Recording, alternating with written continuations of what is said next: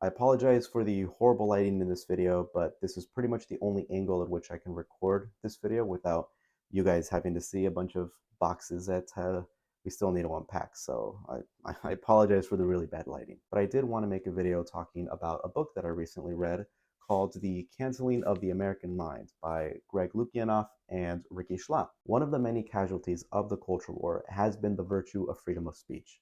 What was once originally believed to be a neutral principle has basically become a litmus test for determining one's political allegiance. People who generally say that they're in favor of freedom of speech and believe that there's an issue in terms of freedom of speech within this country, specifically the United States, those people generally get associated with being on the right, being a conservative. Some have criticized the right, understandably so, for weaponizing the concept of freedom of speech to suit their own purposes, claiming that they care about freedom of speech, but only on things that they personally care about. As soon as they encounter a group of claims that they dislike, they abandon their principles and adhere to the same tactics that they accuse their opponents of using. But I don't care whether or not some groups have adopted the concept of freedom of speech to suit their own nefarious purposes. Values and principles should be supported on their own veracity, regardless if bad actors support or claim to support it. That's largely the points of them being principles. Even if the worst person alive starts to defend something like religious liberty, I'm still going to defend religious liberty regardless of who's supporting it. You can simultaneously criticize the people who opportunistically pretend to hold values like freedom of speech while still defending freedom of speech. Enter The Canceling of the American Mind by Lukianoff and Rikki Schlott. Greg is the president of the Foundation for Individual Rights and Expression, and Rikki is a writer for the New York Post. FIRE is one of those few organizations that I legitimately trust because they legally defend infractions on freedom of speech regardless of political affiliation. So this book isn't written by a Michael Knowles or a Matt Walsh. Not that that necessarily means that the book is bad or not worth listening to, but they're the conservative activist types that many people would understandably not take seriously on this topic. I don't like it. I don't want my country to exalt satanic symbols, and I want it out, and I want to ban it. Instead, The Canceling of the American Mind is written by the type of people that you would expect to actually care about freedom of speech. You can disagree with them on certain opinions that they may have, I know I certainly do, but you can comfortably feel like they're in the right headspace about this sort of topic. The Canceling of the American Mind is an argument against the proliferation of cancel culture. They detail what they mean by cancel culture, how it's become so popular, why it's bad, and how to combat it. Chronicle specific instances of cancel culture that provide for a more intimate analysis of the issue that statistics and data just have a difficult time expressing. And overall, I think the book's pretty great. I've read a lot of books about the culture war, and many of them are either poorly written, they preach to the choir, or they just strawman the opposition. They just make you want to avoid the culture war altogether because of how cumbersome and toxic these conversations are. And as I said at the beginning of this video, cancel culture is one of those topics that I think a lot of people greatly misunderstand. You have many people thinking that cancel culture is just accountability culture, that people are just getting called out for doing and saying problematic things that normally would have gone unchecked. This is probably one of the worst defenses of cancel culture that I've come across, since it completely misses many points of concern. It misses concerns over proportionate justice, mob rule mentality, intimidation culture, and infringements on genuine free speech. I'll be upfront that I do think cancel culture is an issue in society, but I will do my best to address the opposition's viewpoints as best as I can, while also addressing issues that I have with the book.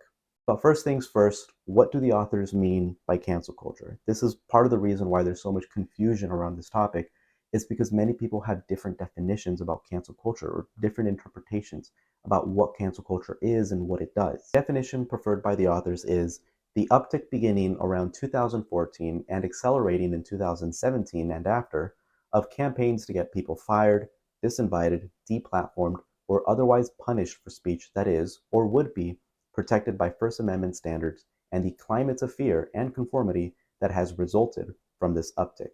Christina Hoff Sommers, the self-described factual feminist, has a pretty good one too. Cases where individuals face absurdly harsh consequences for relatively minor lapses. Sometimes there are no lapses at all. I like this one because it gets right to the point without having an overly complicated definition. A lot of the times people get piled on online for dumb things. Punishing people for things that they did when they were kids is barbaric. I mean, they're not even allowed to purchase a rated R ticket on their own. How could we possibly be punishing someone as an adult or something that they said when they were that young. And we shouldn't even be broadcasting what other people did when they were kids just to bring up a conversation without dogpiling on the person now. I mean, we shouldn't even be doing that. You can have that conversation, whatever it may be, without having to bring up someone's past again when they were like 14, 15, or 16. And this is something that a lot of people are doing. Now, going back to the book's original definition, the second part that states there created a climate of fear and conformity that has resulted from this uptick is one that is often ignored by many. Many people are afraid to speak their minds on certain topics out of fear of being ostracized. And these are not opinions that everyone can easily identify as horrid. They are simply opinions about hot button issues that there is currently no public consensus on. It is not horrid to question whether or not conservatives can actually be good people, or to show trepidation about pronouncing your pronouns in classroom, or expressing an opinion about whether racism is truly as bad as many make it out to be. In fact, these concerns are incredibly common among the general public or the real world, but many are worried about expressing their true views on these topics out of fear of being called out and ostracized, especially when you live around an environment that has already taken a position and adopted it as a fact and are willing to call you out if you disagree with them. For example, a university campus. And the book provides polling data that backs up this claim. FIRE's poll revealed that most Americans value freedom of speech and are worried about cancel culture. A 2020 poll found that 62% of American adults, including a majority of Democrats, Republicans, and independents, did not feel comfortable expressing their opinions in public. 32% worried they could miss out on job opportunities or get fired if their political views became known. From just 2014 to mid 2023, we know of more than 1,000 attempts to get professors fired, punished, or otherwise silenced. About two-thirds of these attempts are successful, resulting in consequences from investigation to termination. But even unsuccessful attempts matter because they are more than sufficient in chilling speech. So this cancel culture atmosphere does appear to be real. But just because people feel a certain way doesn't mean that they are correct in feeling that way. People can misinterpret situations and feel more alarmist about a situation than they should be. Well, according to Lukianoff and Schlott, this many professors getting fired is truly unprecedented. It's occurring on a scale that hasn't been seen since the Supreme Court first established First Amendment protections of academic freedom and campus speech. To give a sense of proportion, only 5 professors were fired or forced out of schools over something they said in the post 9/11 panic. The modern era of cancel culture, 2014 to present, by contrast, has resulted in almost 200 professor terminations. That exceeds even the estimated 100 to 150 professors terminated in the Second Red Scare, 1947 to 1957. We know the number is much higher considering that incidents at smaller and less elite colleges tend not to make the news. Plus, investigations typically are shrouded in secrecy. FIRE surveyed college faculty and found that 16% of professors said they have either been disciplined or threatened with discipline for their speech, teaching, or academic research. 7% even said they have actually been investigated, and a whopping 29% said they've been pressured by administrators to avoid controversial research. It's especially alarming that cancel culture is concentrated in the most influential universities in the country. The top 20 of US News' top-ranked colleges account for more than 10% of all cancellation attempts. The top 100 account for more than 40%. At the top 10 colleges, less than a quarter of cancellation attempts are launched by conservatives. In the rest of academia, conservative cancel culture accounts for as much as 40% of all incidents and about a third of sanctions.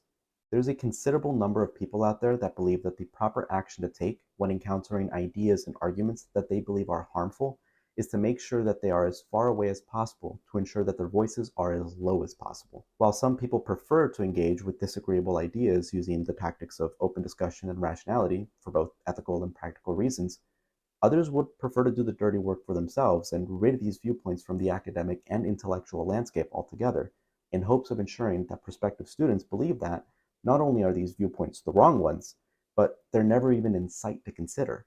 To quote one of the final passages of the first chapter, cancel culture is an attempt to shrug off the responsibility of honestly attempting to refute ideas you disagree with. It is a cultural milieu that, although not legally, creates a climate that is not conducive for discussing ideas. The book goes through the history of how censorship has pestilentially spread within the university system and how quickly it's managed to change the culture within academia from one that is focused on uncovering the truths of the natural world, regardless of how inconvenient, with one that is more focused on bias response teams and training its student population as customers that are always right. And as anyone who has ever worked retail will tell you, the customer is never right. The book also analyzes how cancel culture works. Specifically, they look at the tactics that are used. These include tactics that prevent both sides from addressing the actual issue. Instead, they continuously dance around the central focus of the conversation. They refer to these tactics as cheap rhetorical dodges to keep the arguments going until the other side gives up. Much like when you press someone on something bad that they did and the person tries to dance around the topic or deflect blame or call you a liar. These are tactics that I'm sure we've all seen everywhere, not just in the context of the culture war. First, you have whataboutism, defending against criticism of your side by bringing up the other side's alleged wrongdoing. Strawmanning, misrepresenting the opposition's perspective by constructing a weak, inaccurate version of their argument that can easily be refuted. Minimization, claiming that a problem doesn't exist or is too small-scale to worry about. Mott and Bailey arguments, conflating two arguments, a reasonable one, the Mott, and an unreasonable one, the Bailey.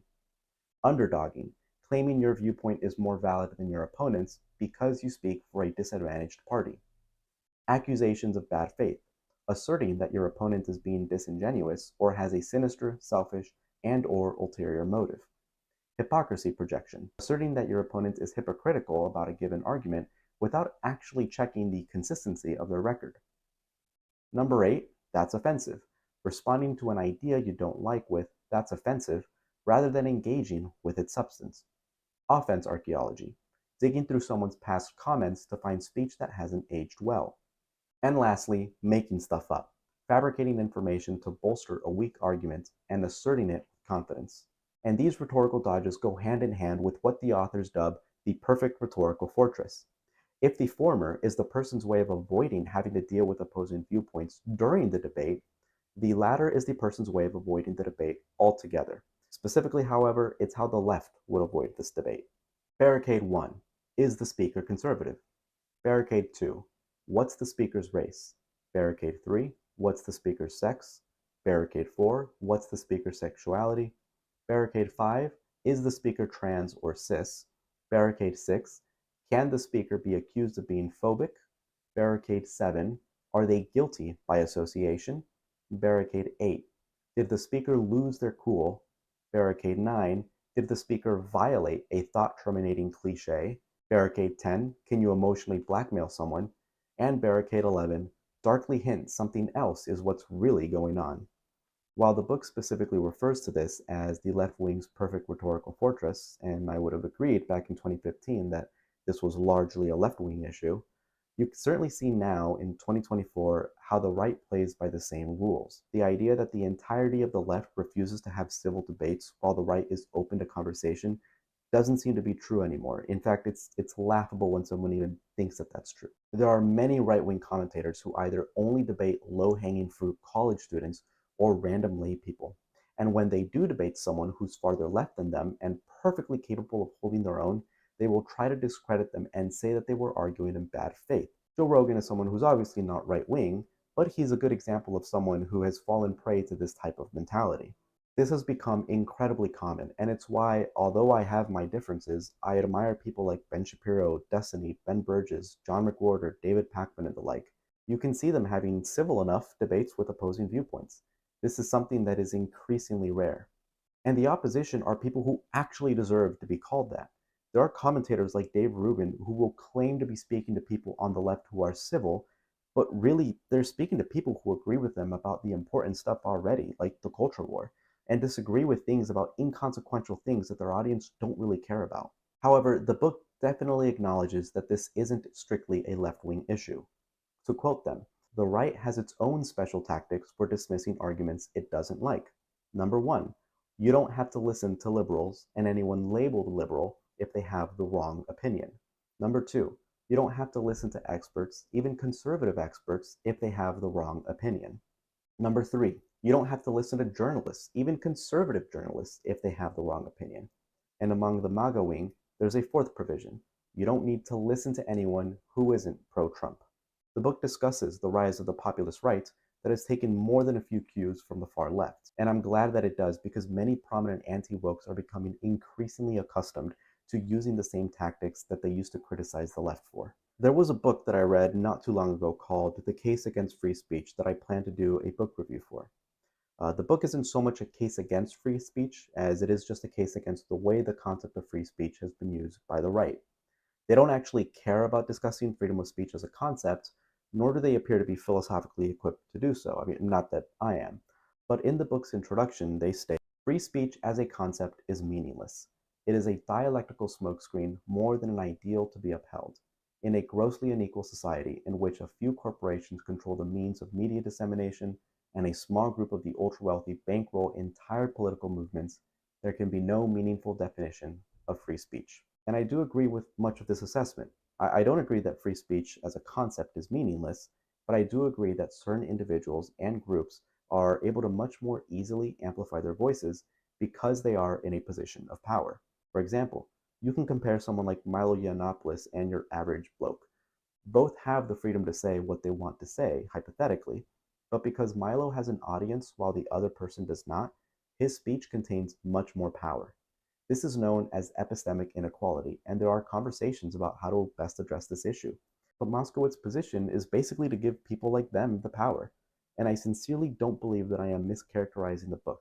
Now, there are obvious counterarguments that can arise here, but the author doesn't address any of them.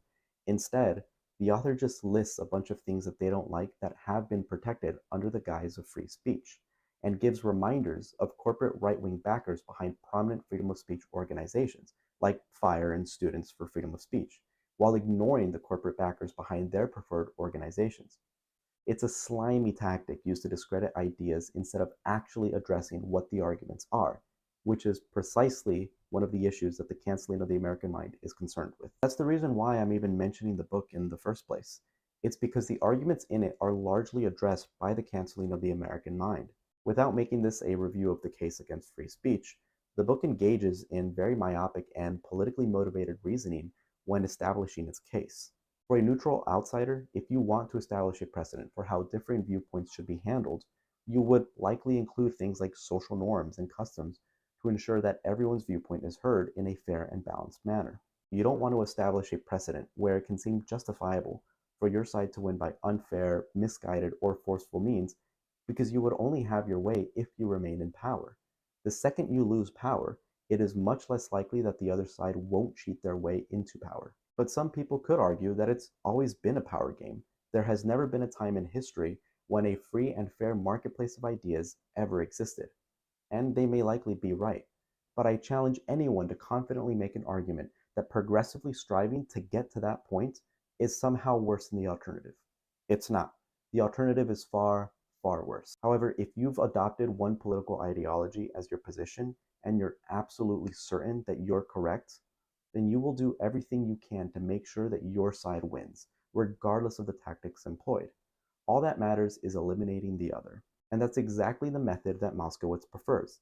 Because freedom of speech has allowed for disagreeable viewpoints to gain popularity, then freedom of speech must clearly not be what it's cracked up to be.